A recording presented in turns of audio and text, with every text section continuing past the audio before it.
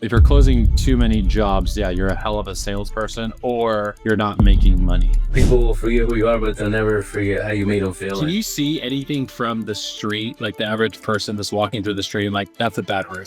If you can stand and look at the roof and it's super shiny, all its protection is pretty much gone. I fell off the roof in 2019, broke my leg, and I was just like, hey, you know what? It can't be me doing it forever. I think like getting injured and you're literally forced to make systems for your company. If you had a magic wand and could fix one thing about the home service company, what's the first thing that you would change? I would say just...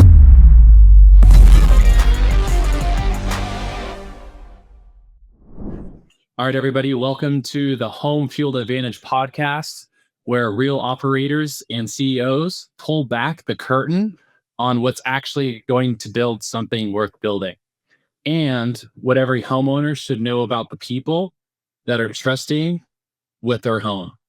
These are the real conversations with people who have skin in the game every single day. I'm your host, Clark Partridge, founder of Dunzo Gutters in Santa's Light, Sacramento. I started my business with $200 and built everything you see from the ground up. The show exists for one reason: to tell stories that nobody else is telling you about and what it actually takes to build a home service business from scratch. So today's guest is Alex Perez from Alex Perez Roofing. He's built a family-driven roofing company from the ground up with 25 plus years of a combined experience and over 1,200 completed projects. Alex is here to share the real lessons, scaling a home service business the right way, and the mistakes he's even learned along the way. So you're going to get a lot of value out of this guy. This is a conversation you don't want to skip.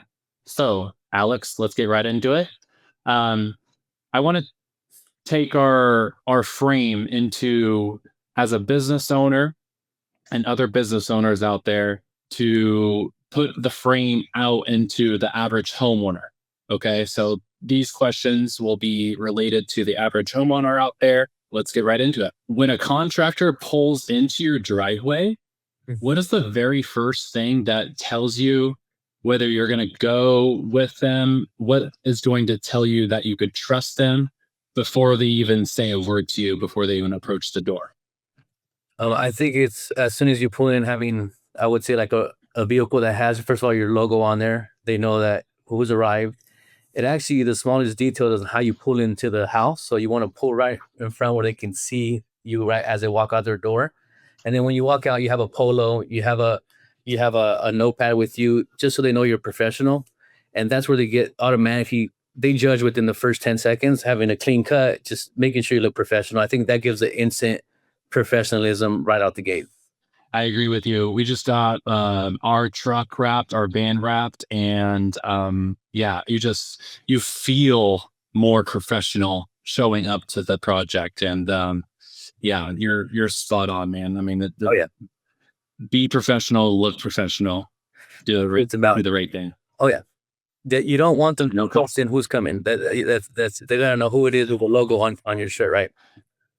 Yeah, the chuck in the truck and the white van's like, did I call the painter today or did I call the roofer? You know? Yeah, exactly. Okay, so what are 3 things that you would want the average homeowner to know about the roofing industry? I would say one of the first ones out the gate is because it's a roof, it's something that does deteriorate after 20 to 25 years, and for them not to wait for the roof to leak, because once it leaks, I always talk about, chaos enters the home, and now you're paying about 2 times more as far as expenses. And not only that, having to take time from coming home, having a contractor inside your house doing all the repair work that could have been prevented with just a simple inspection. Second thing would be that you don't have to get 10 estimates. Like, it's one of those things where I think you do your research good enough to where you only invite 3 people to your home. And out of those 3, one, you save yourself time, but you're not getting 10, 20 different answers, right? Because then sometimes happens is you get too much information and then you don't know what to do. And you don't do anything. And when you do something, it's a quick decision that ultimately ends up costing you down the road. And the third thing is making sure that whoever you call out is established in your area, that has the reviews online, has a presence. Your neighbors have worked with them, because you for a roof, you only want to pay for it once, and you want to make sure that when they install it, you don't have to worry about replacing it down the road and or any repairs down the road. Totally, that makes sense. Depending on what business you're in, you have higher tickets and lower tickets. The roofing industry has, higher tickets, right? So as a consumer, when you're buying a roof, it's a lot of money to spend on a roof, and it's to your point, it's going to last you 20 plus years. So something like that, where you're watching your money, you want to make sure your money goes as far as it can go. Right. So what you're saying is like, make sure you are crossing your T's, dotting your I's with a contractor that you trust and then that you like, and that has been around for a while, right? That has, if you have a problem with something, that they're there to answer your call. That's exactly right. So, yep. Okay. Think about the best contractor you've ever hired. What do they do differently, like operationally, that made you think, I'm not going to call anybody else? You mean as far as like when they came to the house for an estimate? Yeah. So, like, let's say you got three different quotes, and you did three different sales presentations from the representative. Like, what's a thing that like kind of stands out to make that contractor stand out from the other two? I would say there was urgency and there was professionalism with those two things lined up. Like, so if we're calling you, you have a problem, we have a problem, we want you to solve it. So they came in, asked the right questions, and talked about solutions because anybody can just talk and talk, but it's like, what was a solution? For example, for the roof, if, for instance, is what's going to solve this area here that's leaking on the roof? What are you going to do different? So now we have a solution. I trust you. I like you. You ask the right questions, and I would say we get our estimate with a timely manner. So we didn't have to. I didn't have to call you and say, "Hey, where's my estimate?" One of those things like, if it was a doctor, right? I wouldn't be waiting for a doctor to say, "Hey, when's my surgery? When's my surgery?" Like, there's a scheduled time, there's a confirmed time, there's a time frame, and it happens. That's the same thing with the contractor. We are essentially the doctors to their solution, so it has to be in a very professional manner. So I think I love that. that's the way I look at it, and that's how we make decisions. Okay. Do quotes, your quotes, do you have a timeline for setting the expectation of when the client will receive the quote? Is it like 24 hours you'll get it? Or does it vary on the service that you're providing? What you say? So 85% is going to be on site. Like you'll have it within an hour as soon as I'm done looking at the job. And then we come in the house, we present it, we give you those solutions. And if it's a complicated estimate where there's metal involved, it's just more complicated, you're going to have it within 2 business days. So the next day we spend our time looking at the details, and the second day you're getting your estimate sent over. Okay, so for the majority of residential retail jobs, you're going to go, figure out what the solutions are for the customer and the job. And then essentially you're going to take some time, whether it's an hour or two, to make an accurate quote. And then you're going to bring it back to the customer at their home. Correct. Yes. Okay. So you essentially won't be leaving site. You'll just go where you need to go to make the quote, in your vehicle or wherever, and then say, "Hey, Mr. Perez, I'll be back here in an hour to let you know what our quote is." Yeah. Is that kind of how it works? Exactly. For the majority? Okay. Well, 85. So you're not going to go email it to 3 days later. You're just like, "Hey, do you have any other questions? I'm going to go to my truck and I'm going to start working on this estimate for you. I'll be back in about an hour." Exactly how I do it. Yeah. Love it. Yeah. Awesome. When you're looking at three different quotes from another contractor for the exact same job, the prices are like all over the map. Mm-hmm. So one's higher, one's lower, one's like, oh. And then, so how do you actually make a decision like that? If the price is all over. So I always go back to the solution. It's always about solution of what I want. So if I feel like it's just too overpriced, obviously it's just, I know what it's gonna take based on what the other guys told me. If I feel like it's just way out to like 10,000 more, then obviously I know something's going on. But I also don't want it low. Like, I think a mid range to me is always gonna be kind of my go to, right? Somewhere where I feel comfortable. Maybe they have financing that makes it easier for me to get that job done, and I'm not having to sacrifice in and say, hey, let's go for the lowest estimate. So that's the way we've done it with our remodels. Like for our kitchen, it was, they had a solution, they had financing, it was in the mid range, and it worked out. In some cases, yeah, we might be the highest, or the customer might be that contractor might be the highest, but I think it has to do with financing and making me feel comfortable through that process.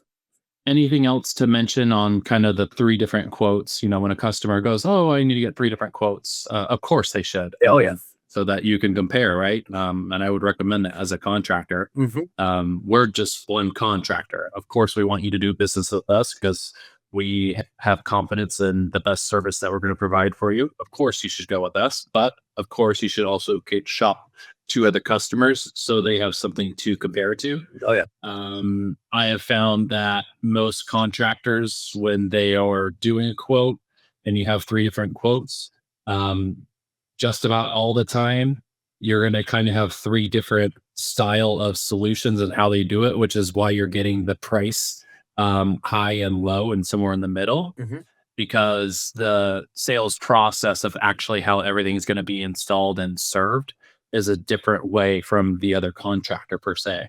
So it's important as the homeowners to make sure that they're comparing apples to apples when they're looking at pricing. That's true. That's true. I think too is the scope of work line item by line item to make sure everything adds up, because you can skip one of the most important processes and it's not in that estimate. Yeah, and I've seen kind of homeowners kind of skip over that because they just don't know, right? And so if you don't, I think it's our job as professionals to explain what we're going to do line item by line item if you need to make sure that they feel confident in what they're going to purchase from you. Oh yeah, I agree. And the last thing I'll say is, like, when you know you're providing a good job, you want the homeowner to go get two other estimates, because then they're going to realize that, one, you have that solution, and two, you know what you're talking about, right? So it's like, hey, by all means, get those other two estimates, and just call me if whenever you find out that we're doing the right thing, right? Totally. Yeah, that makes sense. Yeah, that makes sense. Um, yeah, because at the end of the day, you want the customer to feel confident in their buying decision. Oh yeah, And that goal as a service provider should be you if you do a really good job. Right? exactly. Okay. Now this is more geared towards the business owner out there, but it could be anybody. If you had a magic wand and could fix one thing about the home service company, uh, communication, or just how the business operates, what's the first thing that you would change within a home service company that's presenting themselves out there to the community? I would say just in such a busy world, just slow down a little bit, because at the end of the day, it's focusing on that one homeowner. Even if we have 10 roofs or 15 roofs going in a month, dialing down and really letting that homeowner have an experience through the whole process, from the initial call, project managing, the time management, just everything, to making sure that the homeowner gets the best experience possible. Because sometimes, I've done projects where somebody comes in and they just get it done in 2 days, but there's no communication, there's no experience involved. It's just kind of blow and go mentality. And I think as in the industry, the busier we get, we should still make it feel like it's just that customer receiving that experience, not that, hey, we have to hurry up and go to the next job kind of deal. Yeah, I almost have the mindset sometimes is like the more time I can actually spend on the property with the customer if they're home, Oh, yeah. the better. There is a happy in between because you do have other projects going on. Oh yeah. But kind of the more time you can spend with that customer and on the property, kind of the better for goodwill, morale, and the experience in general. Exactly. Right. And so this also builds trust with the customer as well. So if they ever need a service from you in the future, um, you're there for them. And it's just good all around. Yeah, and there's a saying that people will forget who you are, but they'll never forget how you made them feel. And they just automatically, they're gonna think of you and who made them feel the best, right? Mm-hmm. Okay. Everyone likes to talk about big wins, but let's take a little bit of a turn and talk about an expensive lesson. What is a decision you made early on that cost you money, and how did it force you to build a better system around what happened? Um, I would say for me, it was wanted to do everything. I wanted to wear every hat, and about 100 hats and over 100 phone calls. And I realized I wasn't enjoying it. Was just back to back, same calls, same calls, calls. So I've learned to slow down and hire a team.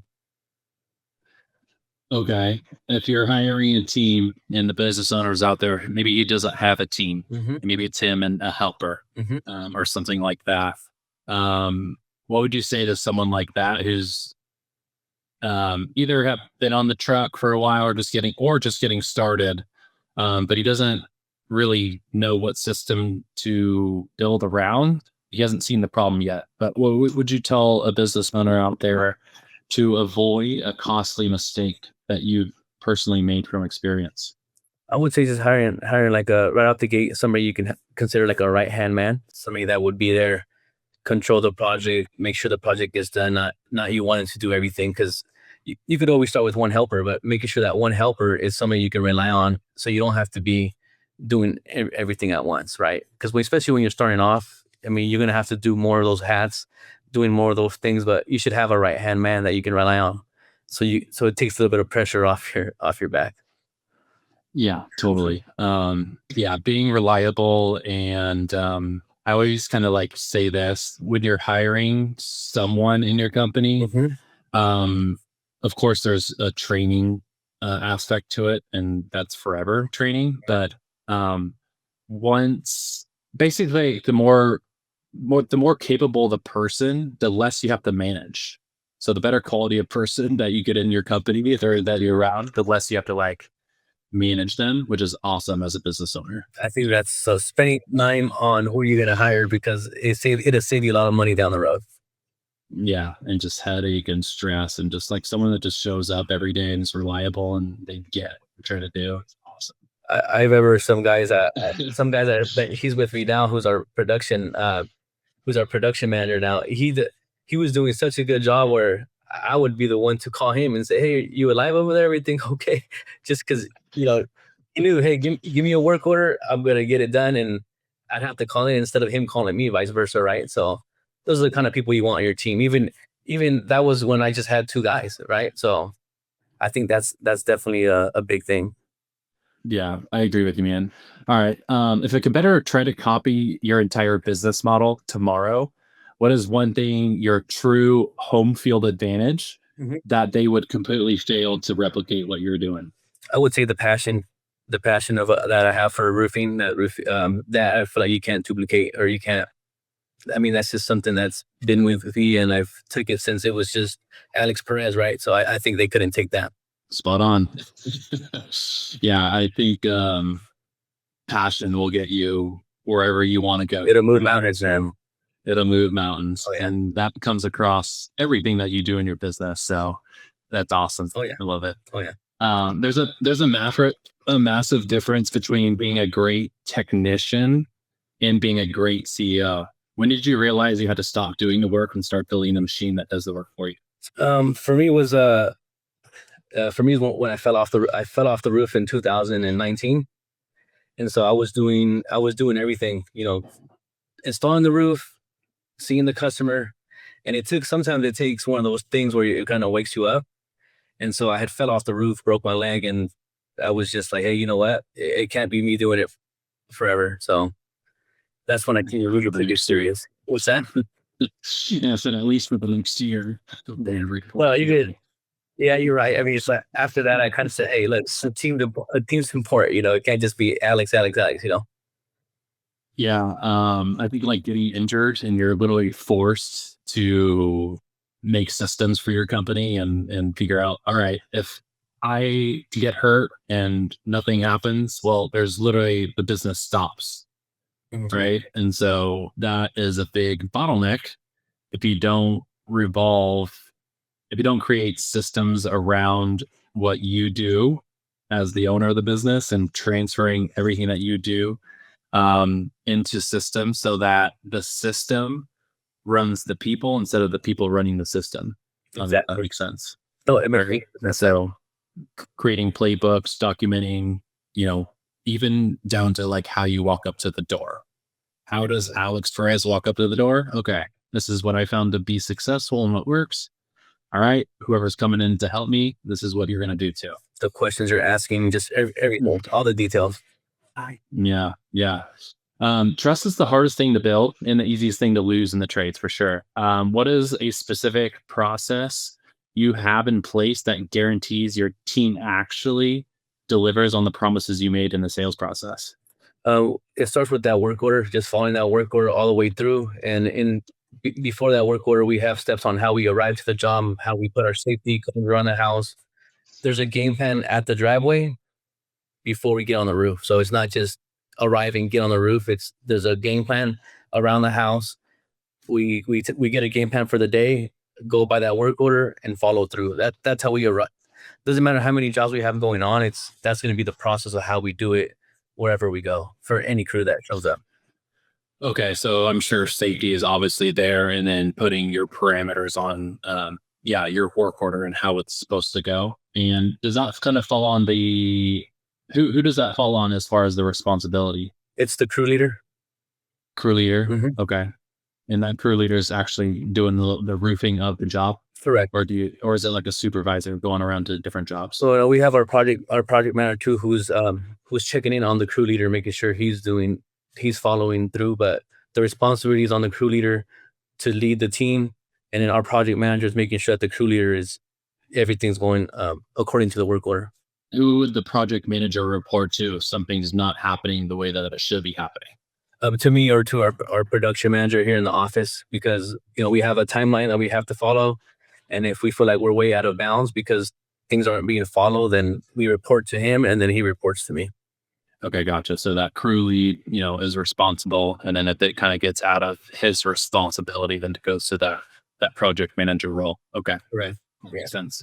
So does the customer talk to the crew lead, the customer's home, and they just chit chat anything immediate that's happening, or would the customer talk to the project manager? To the project manager, yeah, to the project manager. Okay, Yeah, that's where. so that crew lead is not communicating really to the customer about anything Yeah, no, about the job, really. he talks and communicates with them, but those longer conversations are with our project managers to make sure that hey, what questions do you have? How do you like the process so far? Anything that you'd like for us to do while we're here? Just things like that, that's where it comes back to the experience, and also the homeowner knows that we're on time frame for completing the job. I'm assuming that roofing jobs are multi-day projects. They are, yeah. Do you check in with the customer at the end of each day, let them know what's going on? Or what is that process from like you start today and, in 3 days it's supposed to be completed? How does the customer get filled in between start to finish? That's where our project manager comes in every day. He will circle around to different crews, and he's checking in with the customer, giving them an update on what we've done the previous day and what we're doing that day and what the game plan is for that day. Like, hey, our inspector is going to arrive tomorrow. We have a final inspection. We're all set to complete by tomorrow. Just things like that. That communication is from our project manager. So there's a check-in every single day. Awesome. Does the customer need to be home at any of this point? Not at all. No, sometimes we have homeowners where we're just communicating through the phone because they're at work or they're out of town. So they don't need to be home. Yeah. Okay, so you can do a whole job without them there, and I'm sure you're documenting everything too. So if they ask for something, you're like, all right, here it is. And that's the nice thing is our crew leader makes sure that our team is taking photos through the whole process. So when the job is done, they'll receive about 50 pictures from start to finish. Anything else on that sort of topic as far as like holding people accountable? Is there anything that you would tell a business owner out there that would help them like holding people accountable? Because as the owner, you don't want to be actually out doing the jobs because your time is more important than other places. Mhm. What would you tell a business owner out there that's trying to delegate responsibilities, but without hurting the company? I would say just constant communication so we're not again, you're not chasing down your responsible guy, your right hand man. He's reporting to you, just so that way he gets that stress off your back and that job is moving according to schedule. So communication would be a huge thing. Is maybe he checks in with you at 1 o'clock, 5 o'clock, end of day, just that constant communication, so you have that peace of mind that whatever you're working on, you can keep working on, and you're not having to chase somebody down.